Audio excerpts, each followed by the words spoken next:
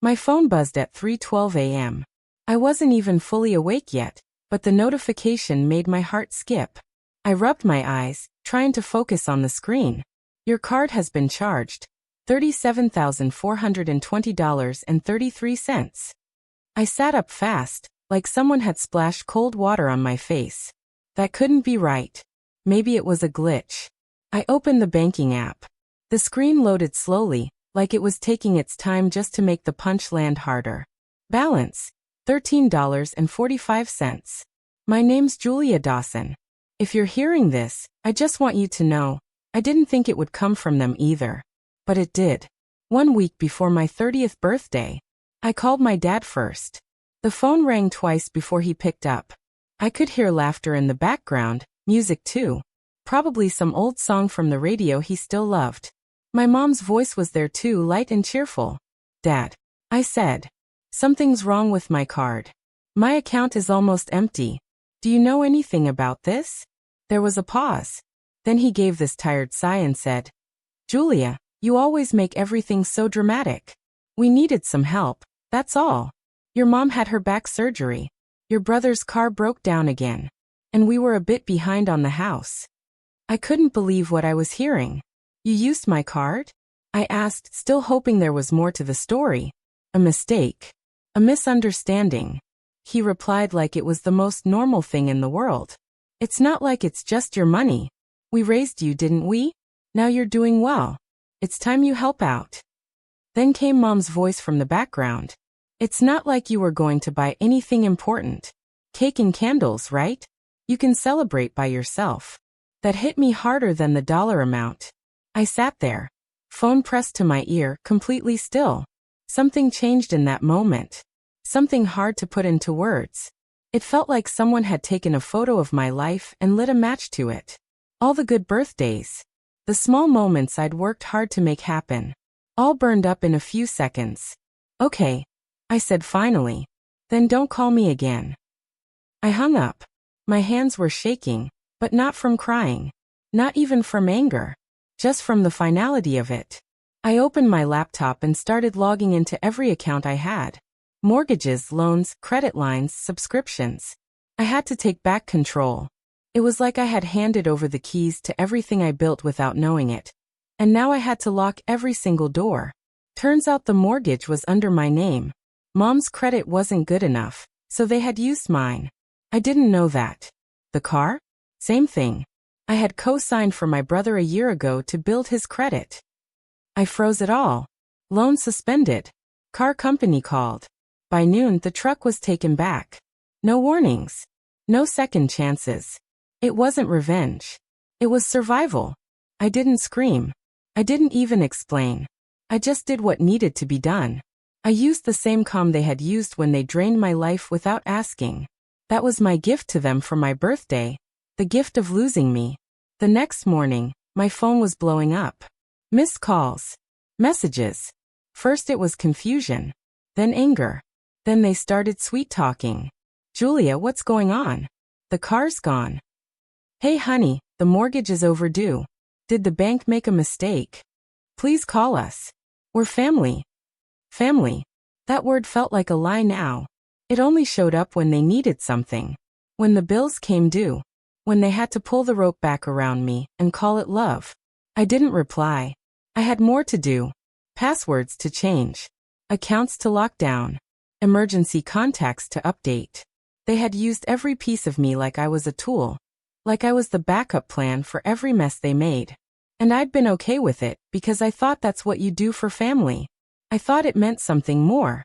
But they mistook my help for a permanent green light. It wasn't even the money, really. I could earn more. I could work harder. But it was the way they did it, like it meant nothing. No hesitation. No guilt. Just a swipe of a card and silence after. I found an old text thread from last Christmas. Dad had written, "So proud of you, kid. You really made it." Mom sent a voice message. "You're our miracle, Julia. We don't say it enough." I used to cry when I listened to those. Now they just sounded fake. Because if I was such a miracle, why did they treat me like an ATM? So I cut everything. No more shared accounts.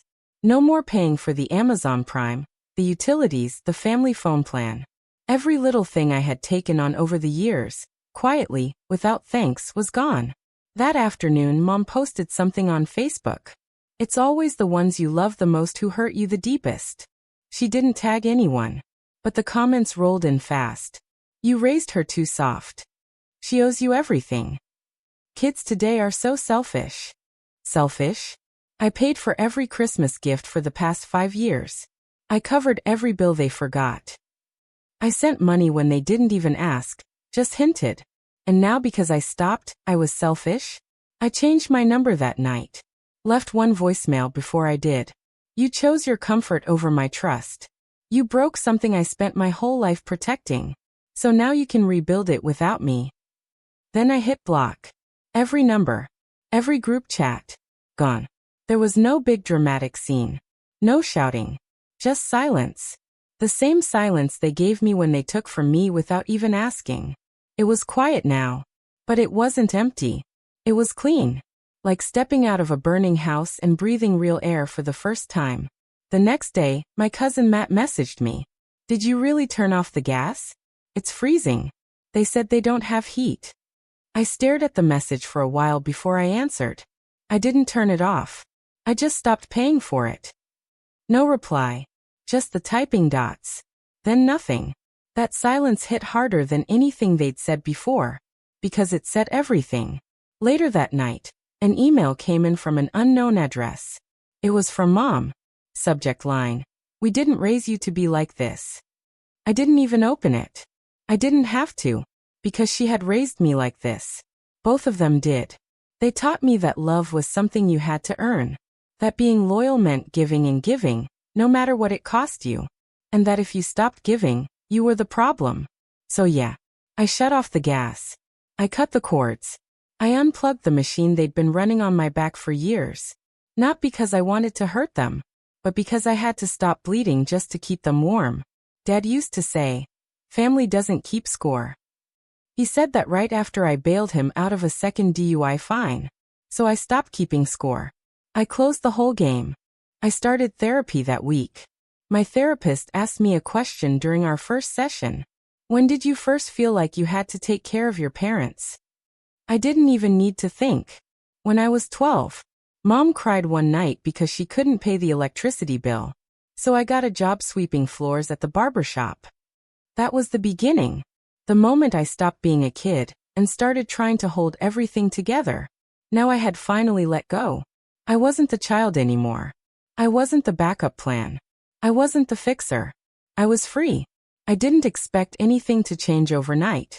The first few days felt strange. Not quiet in a peaceful way, but quiet like walking into an empty room after a fight. I kept waiting for the next blow. Another text, another guilt trip, another masked demand. But it didn't come. They were probably regrouping, rewriting the story, planning the next move. That's how it always went. Still, I wasn't waiting around anymore.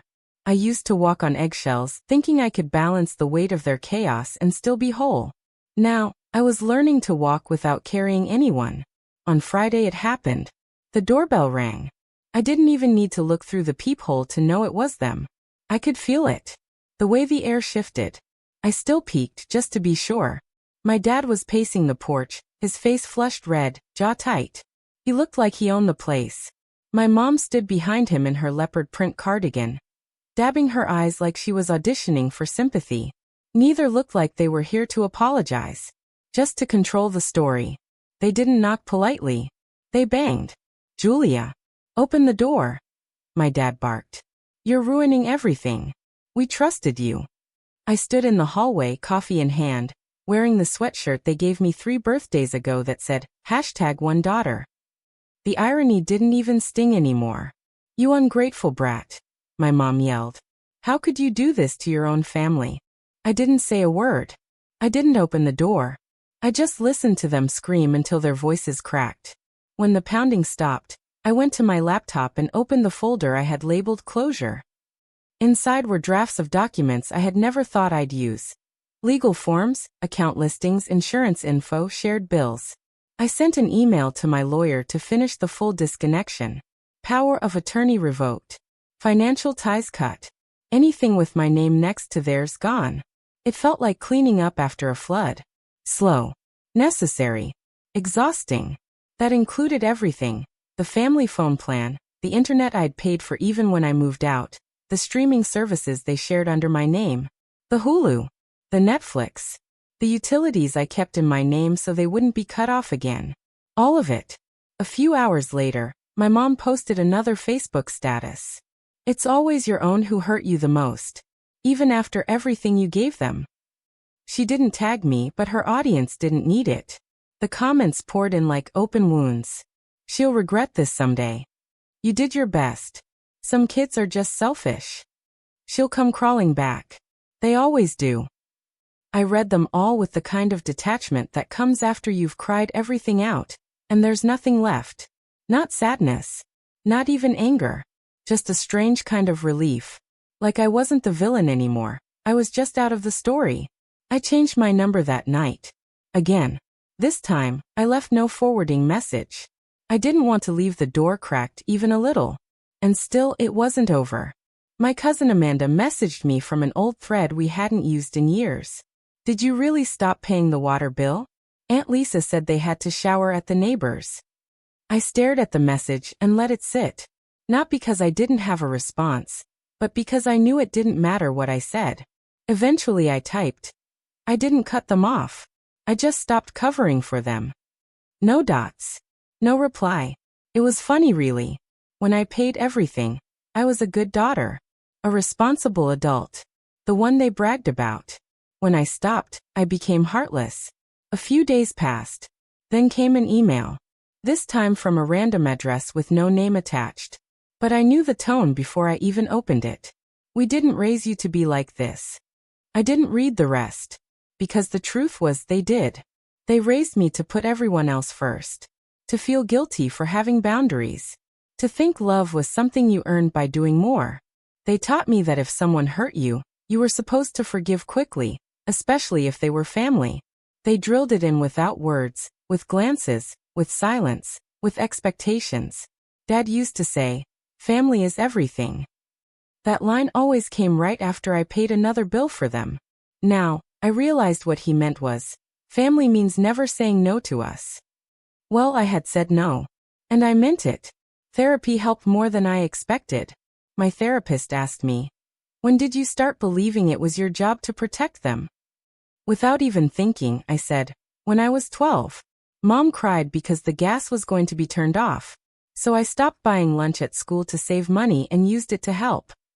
That was my first deal with guilt. After that, it became my second language. Now I was trying to unlearn it. Not out of hate, but out of love for myself.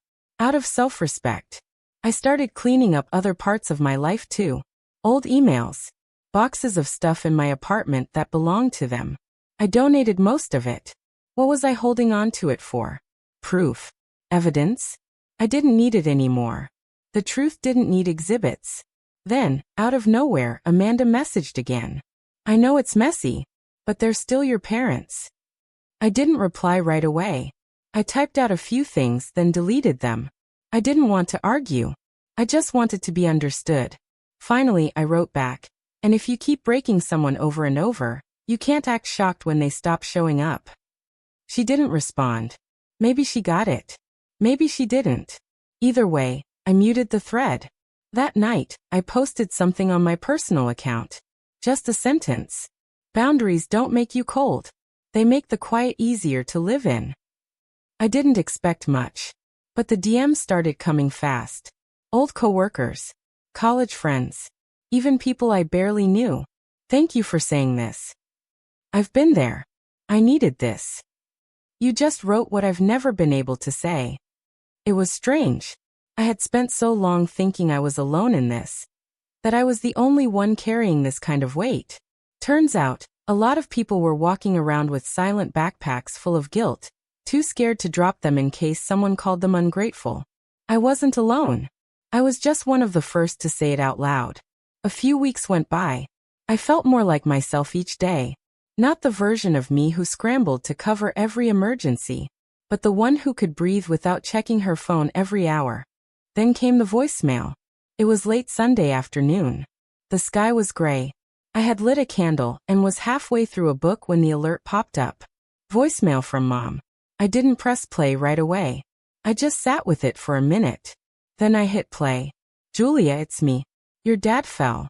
He broke his leg. We're at County General. They won't do the surgery unless we pay something up front. We have no insurance. Please. This is serious. We know you're upset, but this is family. Just call us. I didn't say anything for a long time. I just sat there, staring at the floor. I knew that voice, that exact tone, the one she used when she needed to pull me back in, when she didn't want to talk about the past, just wanted me to do what I always did, fix everything. I opened my laptop, pulled up my budget spreadsheet. I had the money. I could have paid it without blinking. But I also opened the history folder. Inside were screenshots, messages, bank withdrawals, the time they overdrew my account for their dinner, the Christmas they ignored my call but used my card for gifts, the $37,000 they spent and never apologized for. It all came rushing back. Not as rage, but as clarity. This wasn't my emergency. I didn't call back. Instead, I made a deposit to my savings account. I renamed the line, Peace Fund. The guilt tried to crawl back in, but I didn't let it stay. I texted Amanda one last time. Tell them I hope he heals, but I won't bleed again to fix their wounds. No reply, but the silence didn't sting this time. It felt clean. It felt earned. It felt like breathing real air again. That night, I left my phone in the other room and slept with the window cracked. There was no weight on my chest. No dread about who might call, or what crisis might be waiting when I woke up. I didn't feel cold or cruel. I felt calm. I was learning what peace actually felt like, and it wasn't dramatic or loud. It was stillness without fear. I didn't tell anyone about the voicemail right away. I didn't need advice. I already knew what people would say. Some would guilt me, some would quietly agree but never say it out loud. And a few might pretend to understand. But you could hear the judgment underneath their tone. Instead, I focused on my life. My apartment felt more like mine than it ever had.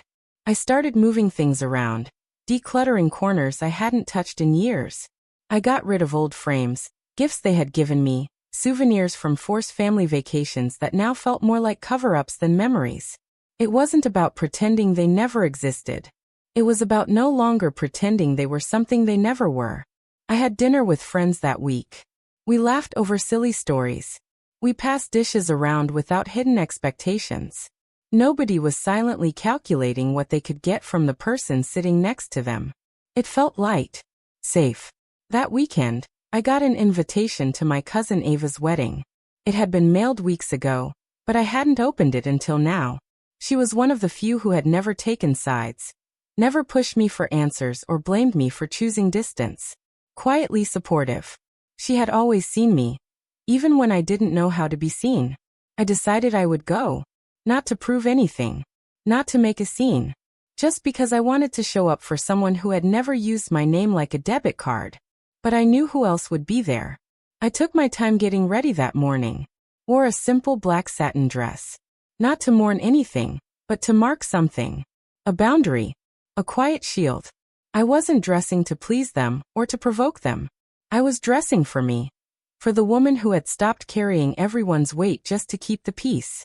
When I walked into the hall, the music was soft, the lights warm. People were already seated. I spotted them almost instantly. My mom was in a too tight red dress, probably borrowed or bought on credit. She wore too much perfume like always. My dad sat stiffly beside her, leaning on a cane that looked like a prop more than a need. His eyes scanned the room like he was watching a courtroom, not a wedding. I didn't walk their way. I didn't make eye contact. I sat with Ava's friends and poured myself a glass of water, acting like I didn't feel their eyes burning into me. But I did. Their glances said everything their mouths wouldn't. Look what you've done. Fix this. Come back. Be the daughter we need you to be. I smiled at a joke someone made at the table. I clinked my glass and joined the toast. I danced when the music picked up, laughed when someone spun me too fast, and let joy stretch across my face like it belonged there. Because it did. Mom walked past my table during dinner. I felt her before I saw her. She placed a hand on the back of my chair. Light. Careful. Maybe unsure if I'd pull away. You look different, she said quietly, not looking at me directly. I looked her in the eyes and said, I am. She opened her mouth, maybe to apologize, maybe to start another guilt story. I'll never know. I raised my hand gently and said, I'm here for Ava, not for this. Her eyes filled with water, but it didn't feel like grief. It felt like regret. Not because she missed me, but because she finally realized I was truly gone. Gone in a way you can't fake your way back into. Dad raised his glass later mid-toast. He didn't say anything, but he looked at me like he expected me to return the gesture. I didn't. I didn't even flinch. Peace doesn't mean pretending nothing happened. Peace means looking at the fire and walking past it without dragging someone else's smoke with you. I left the wedding without saying goodbye to them. I hugged Ava, whispered that I was proud of her. Then I walked out into the parking lot, heels in one hand, keys in the other, feeling like I had stepped out of a past that could no longer follow me. That night, I sat on my couch and canceled one last thing. The photo album subscription Mom had added to my card years ago. I hadn't even remembered it until I got a renewal notice. She had uploaded dozens of photos of the family, not one of me. That was the last chord. It had been almost a year since that birthday. Since they drained my account and called it love. Since the voicemail that wasn't a request but a hook. Since I decided I didn't want to be the hero in someone else's crisis anymore. I used to carry guilt like a second skin. It itched, but I never took it off. Now it was fading. Not gone, but quiet. Like a hum in the distance I could ignore. I had a new business. It was small, steady mine. I had friends who didn't use the word family as a trap. People who checked on me just to see how I was, not to ask for money, or help, or to fix a mistake they made. This birthday, I didn't get a text from them. Not a call. Not a single attempt. But there was a knock on my door. I opened it and found Ava standing there, holding a small cake with candles that spelled 30-something.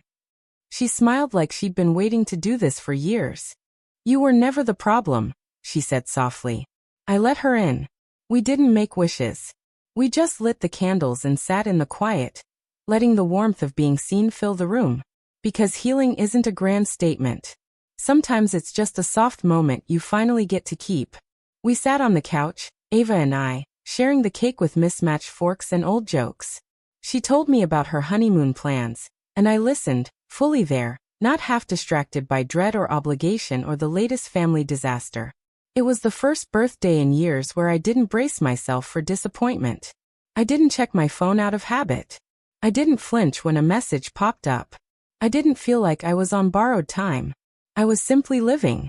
That week I started writing things down. Not for a book, not for revenge, just for myself. I wrote the real version of what happened. Names, dates, receipts, the way I felt. For so long, I'd let their version stand. The family story. The carefully edited one that painted me as successful and sweet, while hiding the fact that I was always the safety net they jumped into without warning. But I didn't want their version anymore. I wanted mine. I called it history. And I kept it in a folder on my desktop. Not to hold on to anger, but to remind myself that I wasn't crazy. That it had really happened. That the bleeding hadn't been in my head. Amanda texted again a few days later. No lecture this time. Just a screenshot from the family group chat. I wasn't in it anymore. My number had clearly been removed. The messages were sharp. Julia's heartless. She forgot where she came from. We gave her everything, clothes, food, a home. It stung, but not in the old way.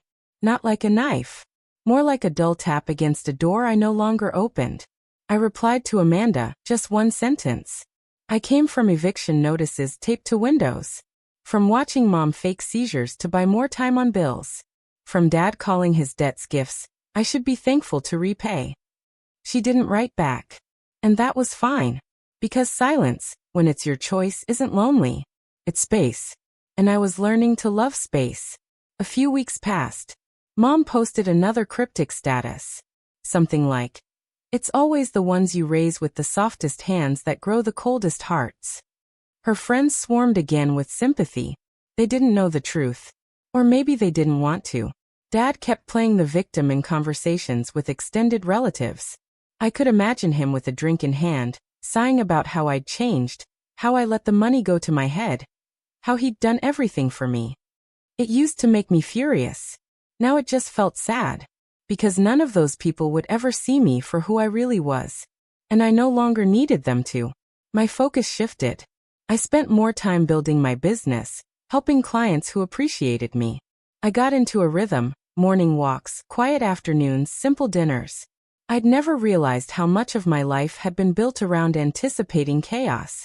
Now that it was gone, I had space to choose joy. Sometimes, I'd think back to my younger self, 12 years old, quietly slipping $5 bills into the kitchen drawer after sweeping floors all week. I used to think that was love, that fixing everything made me good. But now I know that real love doesn't demand you drain yourself to prove it. One rainy afternoon, I was clearing out some boxes when I found a small folder. Inside was an old birthday card. No date, just my mom's handwriting. "You're the best thing that ever happened to us. We're so lucky to have you." I sat down on the floor with it. I didn't cry. I didn't smile either. I just stared at it for a while, then put it back in the box. Because words are only as true as the actions that follow them. And their actions had written something very different. It was around that time I decided to visit the lake near our old house. I hadn't been there in years. I used to go as a teenager when things got loud at home, just to be near water, near quiet. I sat on the same bench I always did, the one with the chipped paint and initials carved into the wood. It was sunny but not warm. Still, it felt good to sit there and not feel like I was hiding. I wasn't escaping anything anymore. I was choosing stillness. A little girl walked by with her dad. She was holding a toy boat and dragging it through a puddle like it was the ocean. He laughed at her and said, "You're gonna flood the park." She grinned and said, "Then we'll just float home." I smiled. Not because it was cute, but because it reminded me that there's a kind of love that doesn't hurt. A kind that lets you be a kid when you're a kid. A kind that doesn't ask you to be the adult before you even grow into your shoes. And maybe one day, I'd get to build that kind of love. On my own terms. I started dating again. Slowly. Carefully. Not because I was lonely, but because I was ready to let people in. Not as rescuers, not as projects, but as equals. I had boundaries now. Not walls. Just doors with locks that I held the key to. I didn't tell most people the full story right away. Not because I was ashamed, but because it didn't define me anymore. It was just part of the path that led me here. One night I got a voicemail. Unknown number. "Julia, it's Mom. Your dad's in the hospital again. His leg's worse. We can't afford the surgery. Please, we need help. Just this once." I didn't save the message. I didn't reply. I opened my history folder. Looked at the notes I had written to myself. The bank statements. The overdraft alerts. The text from the night they emptied my account. And I remembered. I remembered how easy it had been for them to take. I closed the folder, got up and made a cup of tea. Sat by the window and watched the rain hit the glass. Later, I texted Amanda one last time. "I hope he recovers. But I'm not bleeding again to bandage wounds I didn't cause."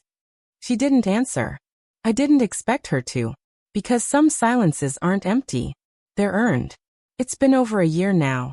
I'm still living in the same apartment. Still running my business. Still choosing people who don't say we're family, just to chain me to their mess. This birthday, there was no call from them. Not even a fake apology. But there was a knock. Ava again. Holding another cake. This one smaller with fewer candles but more meaning. We sat on the floor. Didn't even sing. Just lit the candles and breathed. Because healing doesn't always shout. Sometimes it's a quiet room, a real friend, and no debts to repay. I don't chase blood ties anymore. I choose soul ties. The kind that don't drain you just to feel full. The kind that don't ask you to shrink, or sacrifice, or save them. The kind that knock on your door just to remind you, you were never the problem. And I don't care what the others say now. Because I'm not theirs to fix, or blame, or ruin. I'm mine. Completely. Clearly. Finally. Free.